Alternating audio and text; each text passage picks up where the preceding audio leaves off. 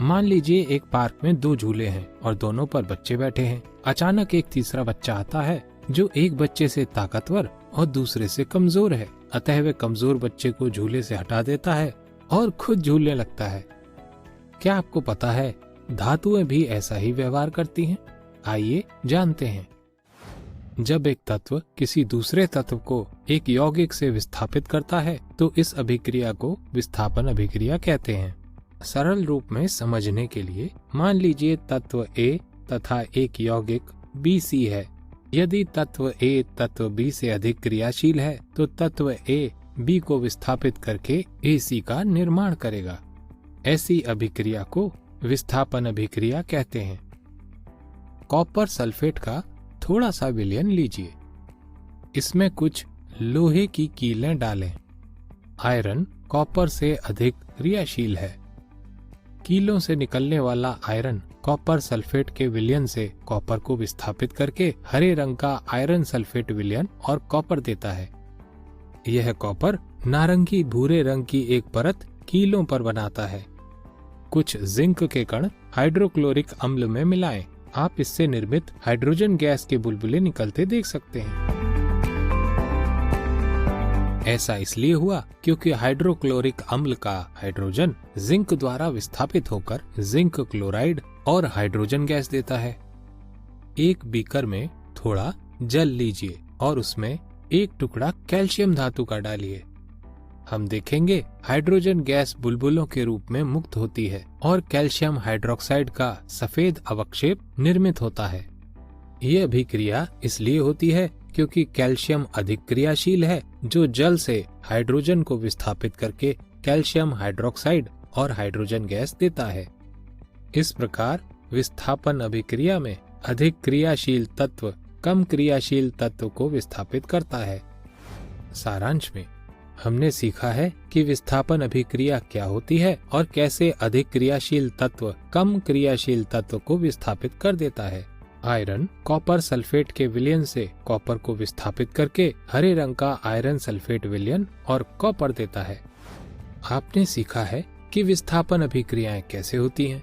क्या आप जानते हैं इन विस्थापन अभिक्रियाओं का दैनिक जीवन में क्या उपयोग है?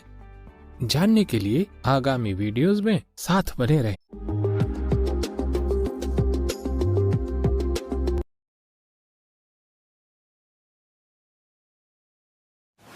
आपने ताजमहल और इसकी अद्भुत वास्तुकला के बारे में सुना होगा, लेकिन आपको यह जानकर दुख होगा कि अम्लीय वर्षा की वजह से इसकी सुंदरता धीरे धीरे क्षतिग्रस्त हो रही है। क्या आप जानते हैं कि ऐसा क्यों हो रहा है? अधिक जानने के लिए आइए देखें।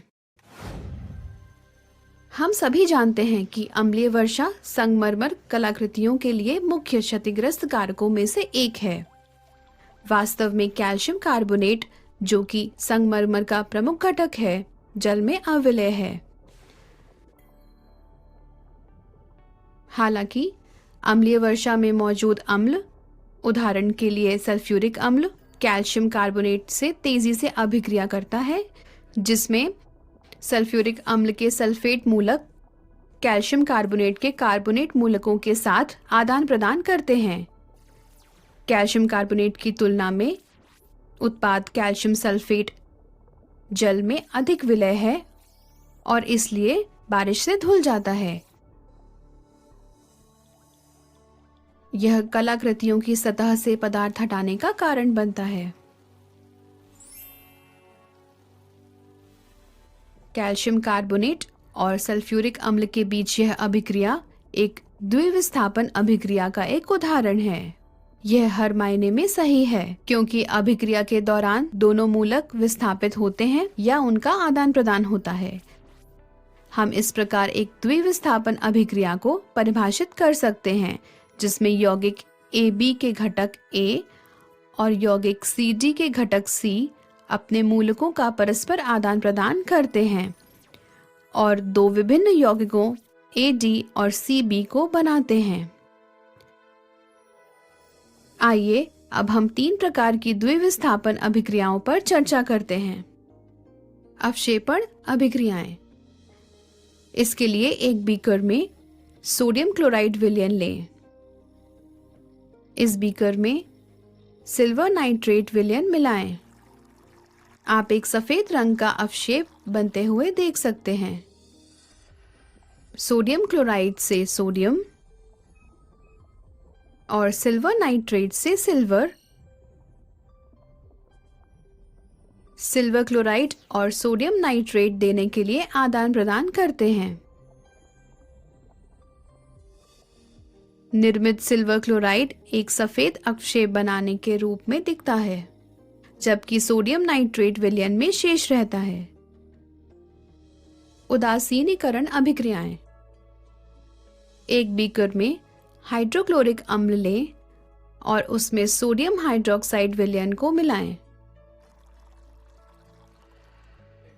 ऐसा करने पर हाइड्रोक्लोरिक अम्ल से हाइड्रोजन और सोडियम हाइड्रोक्साइड से सोडियम, सोडियम क्लोराइड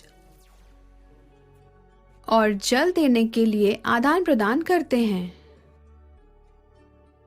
यह एक उदासीनीकरण अभिक्रिया है। अविलय गैसों का निर्माण। इसके लिए एक कॉनिकल फ्लास्क लें और इसमें कुछ मार्बल के चिप्स को डालें। उस पर 1-2 छिद्र वाला रबर कॉर्क लगाएं। इस रबर कॉर्क में एक निकास नली और एक थिसल कीप संलग्न करें। इस निकास नली का दूसरा सिरा एक उल्टे गैस जार में फिट किया जाता है, जो जल से भरे पात्र के अंदर रखा है। कुछ तनु हाइड्रोक्लोरिक अम्ल को थिसल कीप में भरें। जब तनु हाइड्रोक्लोरिक अम्ल उन मार्बल चिप्स में मिलाया जाता है, जो रासायनिक रूप से कैल्शियम कार्बोनेट से बने होते हैं, एक द्विविस्थापन अभिक्रिया है, जिसके परिणाम स्वरूप कैल्शियम क्लोराइड और कार्बोनिक अम्ल बनते हैं। यह कार्बोनिक अम्ल अणु फिर कार्बन डाइऑक्साइड गैस और जल में विभाजित हो जाते हैं।